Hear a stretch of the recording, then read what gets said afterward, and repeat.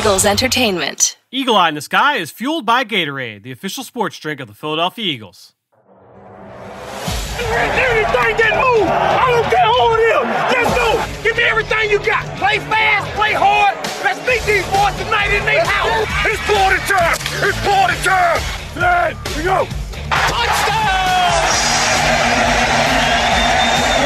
You are listening to the Eagle Eye in the Sky podcast. Now here's your host, Fran Duffy. That's right, another week, and day 8 of training camp is here today as the Eagle Eye in the Sky podcast, fueled by Gatorade, continues. I'm Fran Duffy, and as always, I think we've got a great show for you here on episode number 262. At the top of this week's show, we've got Chalk Talk, where I chat with Chris McPherson and Ben Fennell about the Eagles and what happened at practice today. Admittedly, very light practice, basically a walkthrough style pace, so not a ton of on-field action to report on, but we've got some things to discuss regardless. Before we get into that, though, I want to remind you guys, best way to support this show, if you're enjoying these daily podcast or the daily practice recaps on the podcast, go on to Apple Podcasts, Stitcher, leave us a rating, leave us a comment. If you have to leave a question, we'll answer it here on the show, but that's the best way to throw us your support. I'm asking you, if you enjoy these daily pods, best way to go to throw us your support, go on, leave us a rating, and leave us a comment. And make sure you go check out the Eagles Insider podcast with Dave Spadaro as well. He gets a ton of exclusive interviews every show. He gets the heavy hitters from around the organization. Doug Peterson was on the show this week. Carson Wentz was on last week. He was joined by all the members of the 2019 draft class as they enter their second season here in Philadelphia. I know an upcoming episode, he'll be joined by one of the bright spots of camp on offense, a young player who has flashed in young running back Elijah Holyfield. So make sure you go check that out on the Eagles Insider podcast, wherever podcasts can be found. All right, so what happened today at practice and training camp? It's time now for Chalk Talk. Chris McPherson, Ben Fennell, let's dive into it. Let's get down to business. It's time for Chalk Talk. Well, back to talk about another Eagles camp practice. Chris McPherson, Ben Fennell. Guys, as I mentioned, a little bit of a light practice today. Not the high intensity, high urgency, ton of reps on the field. It was basically a walkthrough type of tempo in a 10-10-10 format for the Eagles today. So not a ton to hit on. Real quick, I guess, guys, we'll go first. We had a transaction that we can kind of talk through. The Eagles signing tight end Tyrone Swoops, waiving wide receiver Robert Davis, who has been banged up over the last couple of days. Tyrone Swoops, former college quarterback at the University of Texas, was a big-time recruit coming out of high school. 5-star kid, one of the top dual-threat quarterbacks in the country. He played baseball. He was a shooting guard for the basketball team. He was a big-time track athlete. Yeah, big-time track athlete. So goes to Texas. Started as a true freshman, had a bunch of starts every single year. He just never quite met the expectations playing the quarterback spot. But because he was such a physical specimen, was able to make that move over to the tight end position. He's played in, I think, 7 games over the course of the last couple of years for Seattle. Has had a couple catches on his resume. So Eagles trying to just take a peek at a guy that can kind of help, potentially help them out on the back end of the roster. Josh Perkins, as you have alluded to, C-Mac, out for an undisclosed, indeterminate amount of time due to an injury. So they bring in another tight end to kind of compete here. With that being said, talking about the injuries, C-Mac, will come to you with the injury and depth chart notes.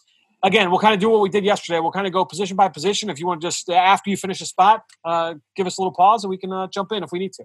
All right, quarterback all good. Running back Sanders still out. Otherwise, that part's good. Wide receiver, talked about Rob Davis being waived. Will likely come back to the team if he clears waivers for the rest of the year, sort of like Deshaun Hall, the defensive end. John Hightower back at practice. So, again, jog through, not high intensity. I know I've been hoping to see all these young receivers finally in action. Self to wait a little bit on Hightower, but at least he was back on the field. Perkins, you mentioned, with the upper body injury. He'll be out for an indefinite amount of time. Offensive line, great news that Dillard was back at practice today. Okay, that's the most notable thing there. But Jordan Mailata, upper body injuries day to day. So he was out of practice. And then, of course, you still have Lane Johnson sidelined, Matt Pryor taking the right tackle reps. Anything from an offensive standpoint you guys want to touch on there? Yeah, it was just good to see Andre Dillard back and, to see that it was not that severe. Again, you mentioned it wasn't like a heavy practice. Who knows if this was like a full contact practice, if guys like Hightower and Dillard would have been in there. But just to be able to see them, hey, they're in, they're taking reps, with the starters, and they're involved. Good to see for sure. All right, go to defense. Derek Barnett, Javon Hargrave still sidelined. Vinny Curry, okay, he came back from the illness yesterday, but he is sidelined now with a lower body injury. Is day-to-day. Fletcher Cox and Malik Jackson had maintenance days. Anthony Rush was back from an illness, but he trades the illness to Jannard Avery, who was sidelined today. We saw Jannard Avery leave practice early yesterday. Guess nothing to that, just he has the illness. Linebacker situation, all good. And defensive backs, big one there, Sidney Jones. Lower body still day-to-day, still not on the field. So. Is a maintenance day official team language for the day off? What was the official termination? Maintenance day. I haven't heard that one. I like that, though. I'm going to just I feel like that's isn't that like a basketball term?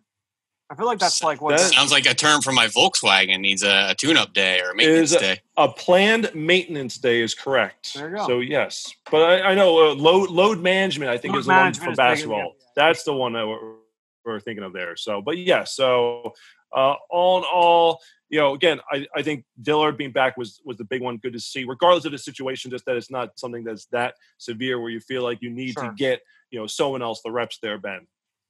Fran, you failed to mention the fan favorite 18-wheeler package of Tyrone Swoops down at Texas, or the number 18, and they would have this massive goal line package where they would put literally 9 offensive linemen on the field and just mash it forward at the goal line because he was a big running quarterback with a lot of physicality and athleticism. Really fun 18-wheeler package. It's a blast from the past there. It's been a while since I've heard about it. Hopefully we'll see it at camp. Maybe we'll see it at camp in the next couple days. They'll work it through. Not dissimilar to the other Big 12 one was the Belldozer with Blake Bell when he was at Oklahoma, and he was the quarterback and ended up becoming a tight end. When they put him in, it was like, all right, he's the Belldozer, get him down on the goal line. The quarterback to tight end transition has happened lately. Marquise Gray from Minnesota was a tight end right away. I think Nick Fitzgerald at Mississippi State is starting to dabble at some tight end. And the buzz out of Washington is that Logan Thomas, the former Virginia Tech quarterback, is making the rise up the depth chart, might be the number 1 tight end when camp breaks. So, there might be something there. There's a couple guys. We've talked about a couple of them on the Journey to the Draft podcast, driven by AAA.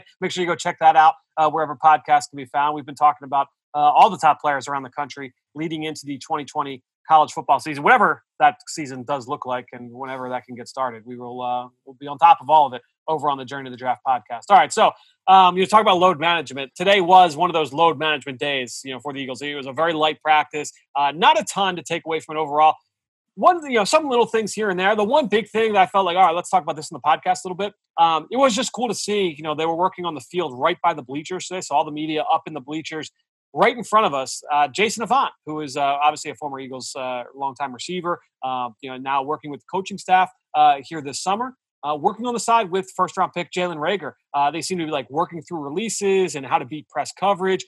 Really cool, kind of conversation going back and forth between both guys. And it wasn't just Jason saying, you need to do this, this, this, and this, rookie. It was them really having good back and forth. And obviously, being where we were, we couldn't hear everything that was being talked about, but just kind of piecing it together. It was just kind of cool to see, him getting coached up by a guy who was just such a technically proficient player in Jason Avant.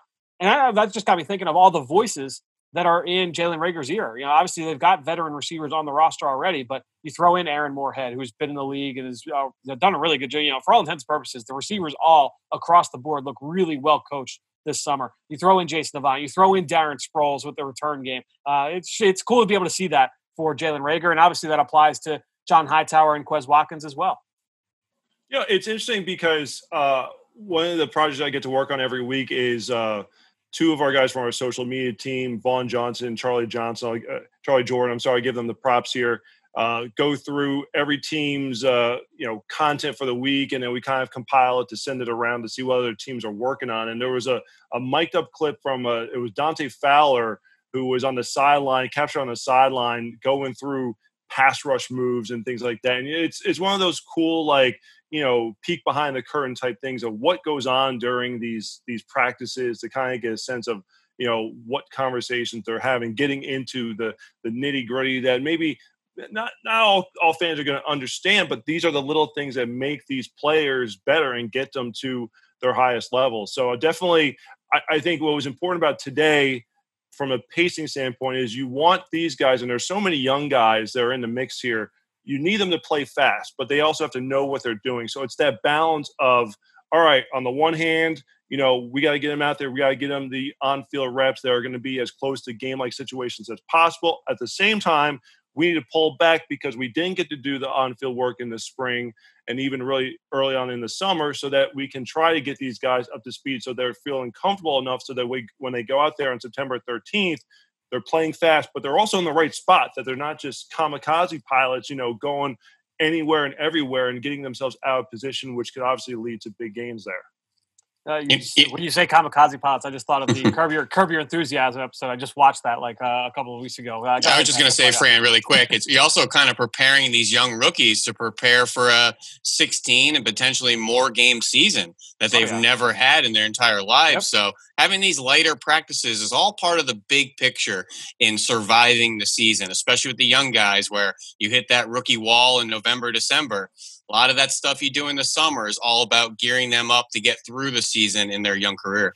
Yeah, no question. It's just been fun to be, you talk about Dante Fowler or C-Mac, just seeing all the vets all across the roster, working with the young guys on either side of the ball. And I mentioned before, Darius Slay working not just with the corners, but working with the receivers and trying to get them to improve and all the little things that they're doing. It is cool, a really cool part of camp to be able to see the older guys working with a lot of the young guys and the young guys all working together as well to just try and get better.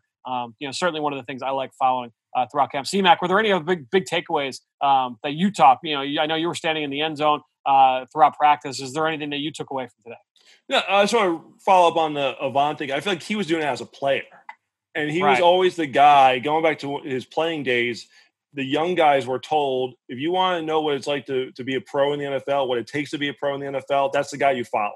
Okay, just follow him around the building, mimic his schedule, do what he does, because he does everything the right way. So it's unfortunate that Avant got into this coaching internship because of the pandemic, and it put a halt to his launch business. It's like a indoor fun house that's geared towards like kids and teenagers, but obviously with the pandemic, nobody's going to those places right now. So, looking for something to do, he decided, okay, let me try the coaching avenue. And it's been a great, especially in a year where you draft 3 young receivers. So important to get that knowledge and expertise in here. The other thing, I was just watching, I guess, the formations on special teams and, trying to get a sense of like, which guys are working with which units, seeing where the rookies are getting involved, seeing guys like Kayvon Wallace out there, Sean Bradley getting there with the first team units there, seeing where like Davion Taylor is lining up, just trying to get a sense of these rookies who you feel good are going to make the team and just could they potentially have an impact on game day. And for a lot of these guys, it's going to be on special teams, and you're wondering, how quickly could they possibly make an impact on the field in some regards. Those were kind of the big things I was taking away. I think you did a great job bringing up the coaching aspect there and using this time for that, and just kind of seeing where guys are lining up in different avenues. I think honestly, like sitting amongst the media today, that was one of the big things that people were, interested in was, all right, first team kickoff coverage is up. Who's out there? First team punt coverage units up. Who's out there? Who are the young guys that are out there? What's the second team unit? What's the third team unit? Certainly something that a lot of people are tracking. I would imagine there will be a lot written about that over the next 24 hours before the Eagles take the field again tomorrow.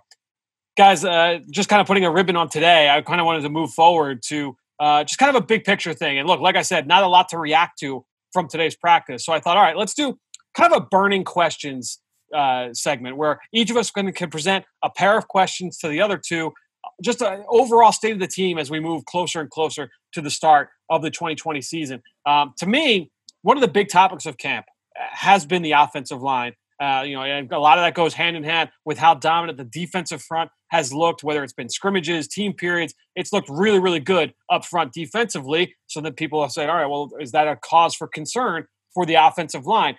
I would say pump the brakes on that just a little bit, obviously for a couple of different reasons. And, you can talk about, we have talked about why.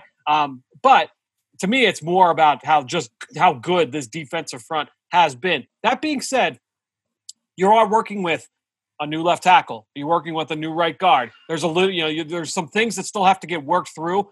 Guys playing a new position, Jason Peters playing a brand new position. But still, to me, not a huge cause for concern moving forward. I'll jump in here first. Hassan Ridgway spoke with the media today, and he was asked that about the defense looking, more ahead than the offense at this point. And Hassan, I think the question was kind of asked thinking that it's more so this year because of the lack of spring work. And Hassan's like, that's like the case every single year. Like, there's really no surprise there. It's like, usually the defense is just trying to get after the offense, disrupt the offense while the offense gets its timing down. So, don't be surprised if that'll come together sooner than later. But to me, the other thing to take into consideration here is you're not game planning. Okay. So, soon the Eagles are going to, quote unquote, break training camp. September 5th, they're going to narrow down a roster to 53. And then the focus is going to be more on game playing for that opener against Washington, where you say, look, Washington's got an outstanding defensive line. They used a number 2 overall pick on Chase Young. And I know, Fran, you're already doing work for Eagles game plan on, breaking down that Washington defensive line and all the problems that are going to present for the Eagles. But guess what? The Eagles can game plan now against that instead of just going through the plays in practice. They can say, all right, if we think that Carson's going to need to get rid of the ball quickly, guess what? We've got weapons to do that, with quick screens and jet sweeps and things of that nature. There's different things that you can do to game plan. And when you look at the offensive line also, Ben, before I'll let you touch on this, you look at the offensive line, you hope Lane Johnson's back for week 1, okay? You obviously have Jason Kelsey, 3 consecutive years All-Pro at center. You got Sayamalo, who settled in there as a starter left guard.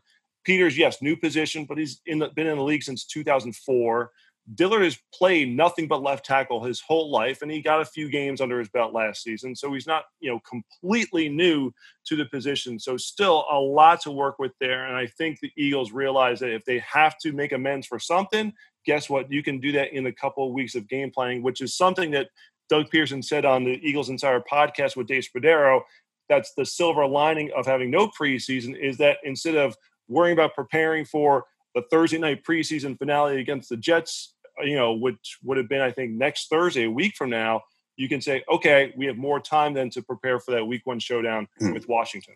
I also think the fan base is a little conditioned to expect some chaos on the offensive line. So the team that won the Super Bowl with a backup left tackle. And we saw a Super Bowl team last year. The San Francisco 49ers have to survive nearly half the season with 2 backup tackles. It's a position that fans are trained to know that the depth is important. It's a physical position. It's a battle of attrition. And then they're always looking to see, hey, we have 5 good ones, but what about the 5 behind them? Because at some point that depth is going to get tested. And now just moving on from those, plug and play guys like the Big V and his versatility and, some of the injuries already heading into the season, it's definitely a warranted conversation. But like Fran was saying, I think a little bit more pump the brakes than we need to.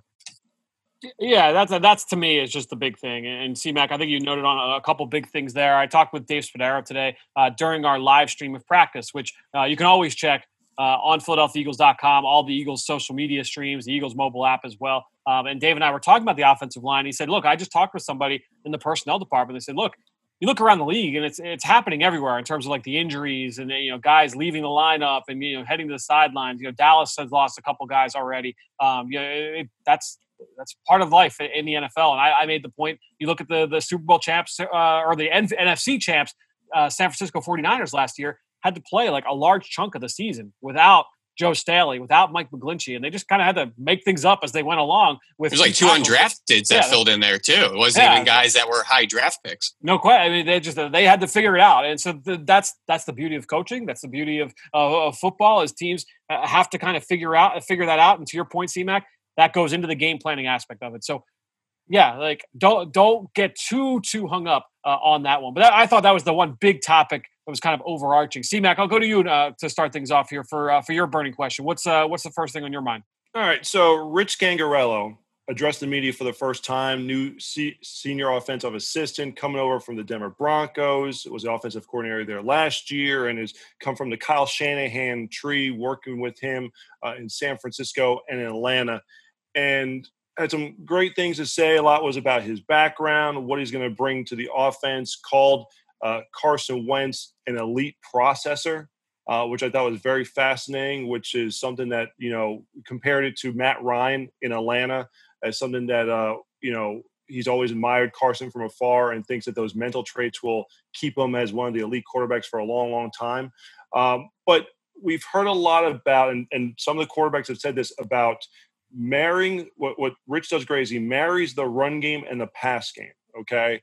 And look, you could say that and it sounds great, but from you guys with the more extensive all 22 and, deep knowledge of playbooks and what concepts teams are trying to run, what does that exactly mean? I guess that's sort of the burning question. I think we're all looking to see how will this Eagles offense be different. And I think it's going to be a lot of subtleties. It's not going to be overarching. So what does that concept mean, marrying the run game and the pass game? So to me, it's all about making everything look the same, right? I mean, you talk about this, when it comes to, for instance, route running as a wide receiver, right? You want every route that you run to look exactly the same for the first few steps so that the defensive back doesn't know if you're running a slant, if you're running a comeback, if you're running a go, if you're running a post, so on and so on. When it comes to the run game, there was a great quote from Jeff Stoutland back in our Coach's Master Class series back. This was in May or June, whenever that first one debuted with Coach Stoutland. And he said that you can't, all the best run games have great play action games. And it wasn't like, oh, you need to run to set up the pass. It was more when you have a great play action pass game, that sets up your run game. That allows you to where the defense has a little bit of hesitation, where they're not sure. You're trying to hide your intentions for as long as possible. And, Coach Scangarello talked about today. It's a lot of things that you wouldn't necessarily pick up just by watching it on film, and little tiny details that, he picked up with working with Kyle Shanahan and with Mike Shanahan, with Gary Kubiak, with those guys that come from that scheme, and it could be, and I'm just, stabbing at little things here, things like pad level with the running, with the offensive line, things like some certain backfield actions. And I think that the Eagles have been pretty good. And Ben, you can agree with me on this, just from the years of studying this offense with Doug Peterson, with Jeff Stoutland, with Deuce Staley, with that core staff that has been here. They've already done a really nice job of mirroring up their best run plays with their best play action plays. They do a nice job of complementing each other. And adding a guy like Scangarello, who comes from that tree with Shanahan and what they've done from that standpoint, that only adds to that. That's throwing gas on the fire that's already kind of lit there in that offensive coaching staff room. So to me, like that's what that means, is you're constantly keeping the defense off balance, where when that ball is snapped and there's run action, there's something a little bit in your head where you're just taking an extra step to key and diagnose. You're not making it easy for that second level. As Jeff Stoutland said in that segment, once the defense has seen it twice, linebackers, safeties, they're too good in the NFL. They don't get fooled by the same thing multiple times. So you need to be able to throw different things at them that look the same. That's the whole key. So it's interesting you say it, because at the end, I think it was his last quote during the press conference, he talked about how coaches may watch it on tape and think they know it, but Rich almost got like a little giddy where he said one of the best things is being in the building with all these veteran coaches, and that transition's been seamless, but being with these guys and explaining those details and what those differences are. And so it's not just you see it on tape and think you can copy it, because most teams are trying to do that, but it's like you can explain the whys and why those things have been so successful over the years, Ben. And just to paint the full picture, it's purely a philosophical approach. Yep. And we've seen a lot of the top offenses kind of believe in this type of offensive design. Sean McVay, Kyle Shanahan, Matt LaFleur, all trying to instill foundational schemes, simplicity in the offense, and then add all those wrinkles and the eye candy and the adjustments off of it, rather than having other offenses that are more of a Rolodex. And you have giant playbooks with a variety of run schemes, and you never know what you're going to get on a down-to-down basis. Both ways have proven to be successful in the NFL. It's just kind of different strokes for different folks, and there's pros and cons to each philosophy. But making it all look the same, having that foundational scheme, I think is a great design to an offense. Ben, call me out here if I'm wrong, but my understanding, just like understanding what I know about Mike Shanahan when he was in Denver, obviously it was all stretch zone. It was outside zone, some inside zone worked in, but all their best play actions was, again, quarterback under center, because the shotgun wasn't as prevalent in the mid 90s, late 90s, right? So it was John Elway under center with outside zone but then also the boot action off of that, right? So that was like the big cat and mouse. Was you had the run game with Terrell Davis and all, Mike Anderson and Orlandis Gary and Clinton Portis, all those guys that they cycled in and out. But then you had the threat of the quarterback on the move off of that. Now, when you fast forward 15 years, 20 years, and you throw in quarterback in the gun, quarterback in the pistol, all the different backfield actions that you can do in terms of like jet sweep action and orbit motion and things like that, all those different pieces of eye candy that you can still match up with all of your run plays, and now throw in not just pass plays off that and play fakes, but gadgets and tossing it to Deebo Samuel on an orbit motion, all of that stuff mixed in with it. So that's why it's kind of like it's gone from this is what Mike Shanahan did and did at such a high level in Denver and why they won 2 Lombardi trophies. And it's, from a schematic standpoint, gone to the next level with his son, with Kyle Shanahan. There's even a deep conversation in the analytics community on whether you even need to be successful at that run game or whether you just need to commit to it. And I think it's a really deep conversation about having something that's threatening and attacking to an opposing defense. And at the end of the day, just committing to a style, a scheme, a philosophy for opposing defense is the key. And then trying to counter off that and just making defenses wrong. But that's probably a little deeper of a conversation. I can guarantee you that if you're a Mike linebacker and it's the third quarter and there's 7 minutes left and it's a 3-point game, when the ball is snapped, you're not in your head processing, all right, they averaged 2.3 yards per carry today, so it's probably a pass, not a run, as opposed to if it was 3.8 yards per carry. That's not going through their mind. They're still going to react to the threat. They aren't carrying the graphing calculators like they used to out there. The game's changing. Yeah, of course. Ben, let's go to you. What's your burning question? I'm going to go a little different here, different style. Now with some leadership on the back end of the defense gone, Malcolm Jenkins, Nigel Bradham, these are guys that dominated playtime. Malcolm Jenkins led the team in defensive snaps the last 4 years. Nigel Bradham the last 4 years has been third, second, and fifth. 2 every down players that rarely came off the field. So my question for you two, who leads the defensive snap count in 2020? I think it's a really interesting conversation. I think obviously Rodney McLeod's not on there because of the injury, right? I mean, that was the big one that would keep him from entering that discussion. But I think Rodney is going to be in there. And I would say Jalen Mills certainly seems to be in line. I mean, obviously you need those guys to stay healthy. That's one of the things with Nigel and Malcolm is that they were, so consistently available that they were on the field and they were 3-down players. It seems to be, C-Mac, that Nate Gary is the 3-down linebacker for this team. And when they're doing rotation in nickel, it's TJ Edwards and Duke Riley. But it's 47. Nate Gary, the 3-down linebacker, who's going to take that next step, it seems like. To me, I think that those are the 3 guys, right? It's Mills, it's McLeod, and it's Nate Gary. If you're going right up the middle of that defense. And before C-Mac gives his guess here for a second, the one caveat that's interesting with the Eagles of the last 4 years is the influx of injury at the cornerback position. Typically, one of those spots doesn't come off the field either. But because they've had so many injuries, so many different bodies back there, nobody's really dominated the play count. So they stay healthy at the corner spot. Could be a newcomer that could dominate the snaps as well. Yeah, it's as you say that, I'm actually trying to see if I can quickly bring up Darius Slay's snap count over the last 3 years. Where he's exactly what I was thinking there, C-Mac. Where he's made the Pro Bowl in each of those campaigns. So that's really because he's the one who he's setting the tone, not just from an emotional standpoint, a leadership standpoint for that cornerback group, but also from a playing standpoint, he's bringing that swag. I mean, really, he talked extensively about the attitude that he's helping bring to that defense. So looking back here, what he did the last couple of seasons with the Detroit Lions from a snap count standpoint.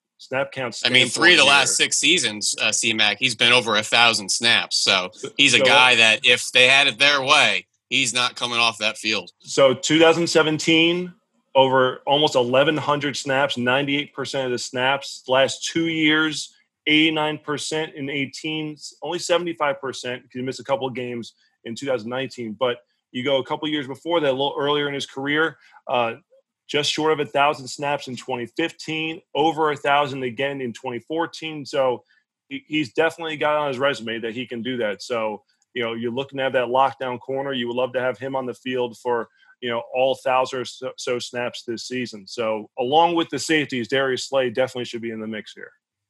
No, that's a very, very good question. And my next question was going to be about the linebacker position and how that shakes out. I inadvertently answered my thought of that question when talking about, it seems like Nate Gary, again, the 3-down player. Can't really tell if it's a rotation or a position battle or if it's like specialty packages with Duke Riley and TJ Edwards, both guys working with the first team nickel, for obviously both guys working with the base defense when they have 3 linebackers on the field as well. But I'm interested to see, kind of how that shakes out, who ends up winning that job between Duke Riley and TJ Edwards. We mentioned both guys had great picks in practice yesterday. Really impressed with the TJ Edwards interception in particular, the leaping grab in the end zone. But both guys certainly bringing a little bit of a little bit of opposite skill sets, I would say, but both bringing, separate skill sets to the field.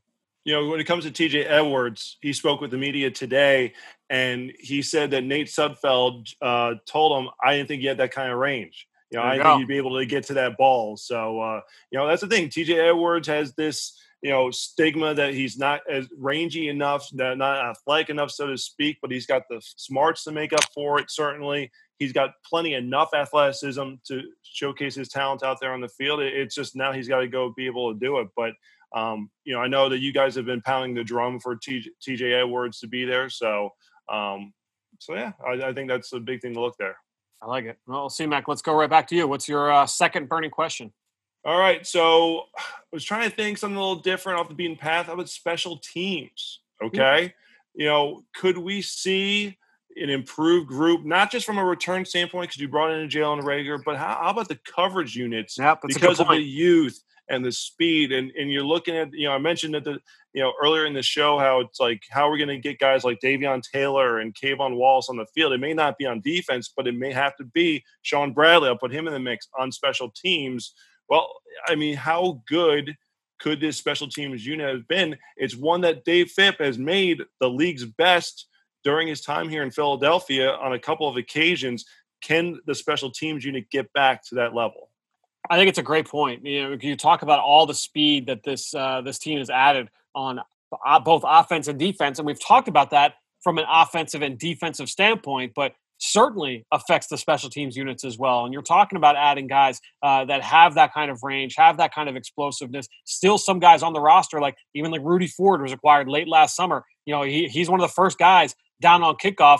He's not going to be exponentially faster than all the guys around him every single week now. I mean, you throw in guys that have those legit wheels alongside him on punt coverage and kickoff coverage as well.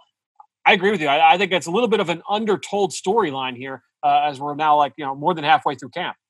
Fran, the 3 guys that played the most on special teams last year, I think are all transitioning themselves into more through and through full-time players on the defensive side of the ball. And that's TJ Edwards, Nate Gary, Duke Riley.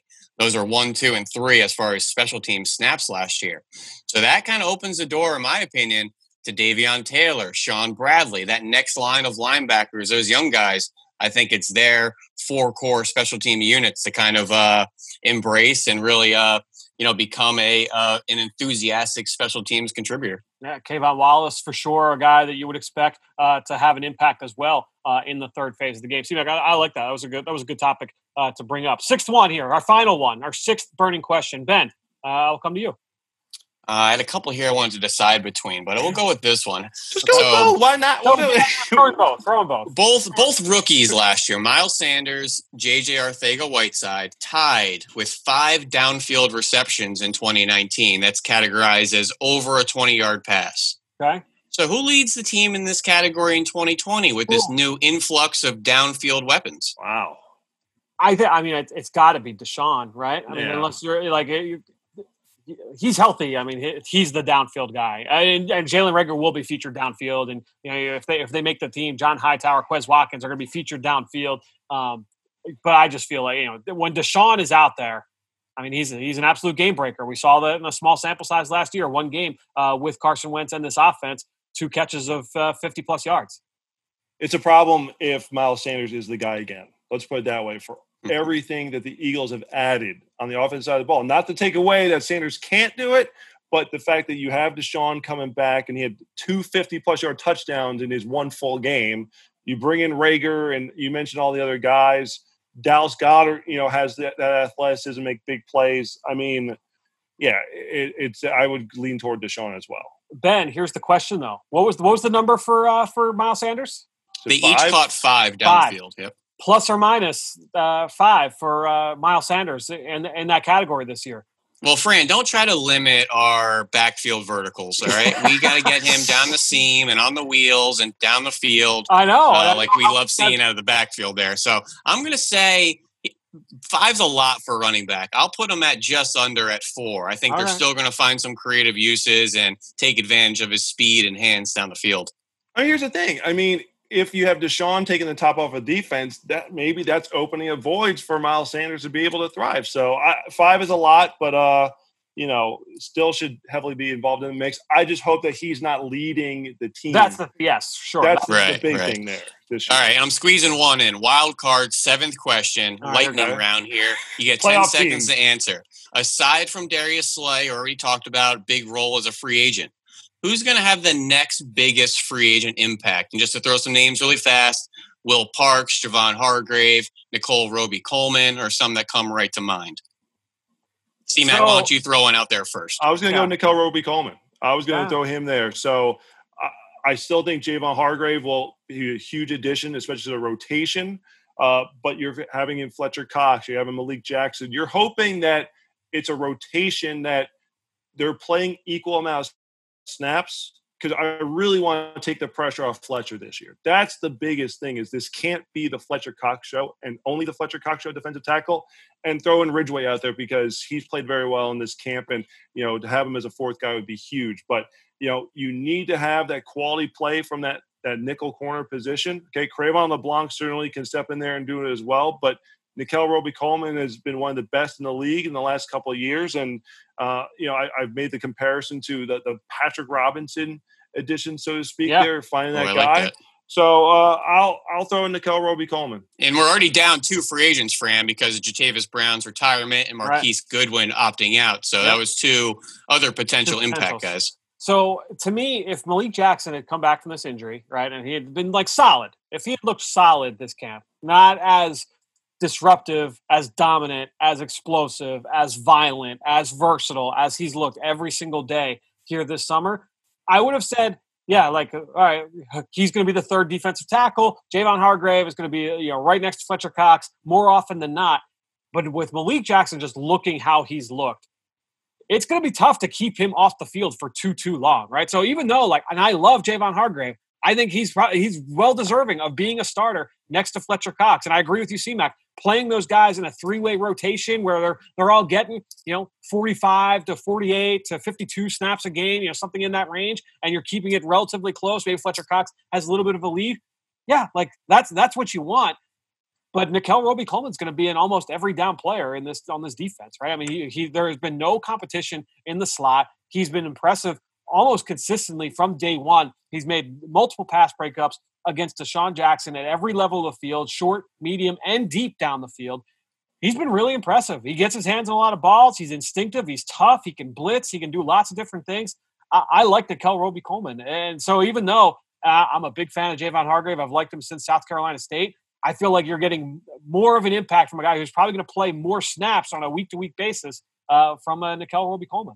And I actually think Will Parks is going to be in an opportune position to make a lot of plays. Probably more of a 3rd down dime backer, but he's going to be guarding in the pass game, middle of the field, tight ends, backs. We'll probably get the green light on a couple blitzes. It's going to be in that nucleus of the defense, or maybe a tip ball interception. So while he may not be an every down player, he might be a guy that flashes and really becomes a fan favorite, because I expect him to make a big play or 2. I really like Will Parks. Me too. I'm excited for him. Yeah, no question. Well, guys, this has been fun. That was a fun little segment. It was a light day at practice, but I thought we hit on some fun topics. We'll have some more action tomorrow, though. So we'll make sure you tune in tomorrow right here on the Eagle Eye in the Sky podcast, fueled by Gatorade. Thanks, guys. Great stuff from Ben and Chris. You can follow on Twitter, just like I do, at @BenFennell_NFL and at CMAC Eagles. And while you're at it, I'm at EaglesXOs. That's where I post all the podcasts I'm a part of and all of our X's and O's content that we produce at PhiladelphiaEagles.com. And I greatly appreciate everybody that promotes this podcast on all forms of social media. That's one way to support the show, but the best way is to go into Apple Podcasts or Stitcher, leave us a rating, leave us a comment. I'll say it again, the best way to throw us your support as we get closer to the start of the 2020 season. We're just over 2.5 weeks away until week 1 against Washington. You got to be excited. Best way to throw us your support as we get closer and closer to that game. go on Apple Podcasts, Stitcher, leave us a rating, leave us a comment. That being said, thanks so much to C-Mac, to Ben, and all of you out there for your continued support of this show and all the rest of our podcast offerings on PhiladelphiaEagles.com. All that being said, I think that'll do it. Another show in the books here on the Eagle Eye in the Sky podcast, fueled by Gatorade. For everybody here at the Duffy House, I am Fran Duffy. We'll talk to you tomorrow.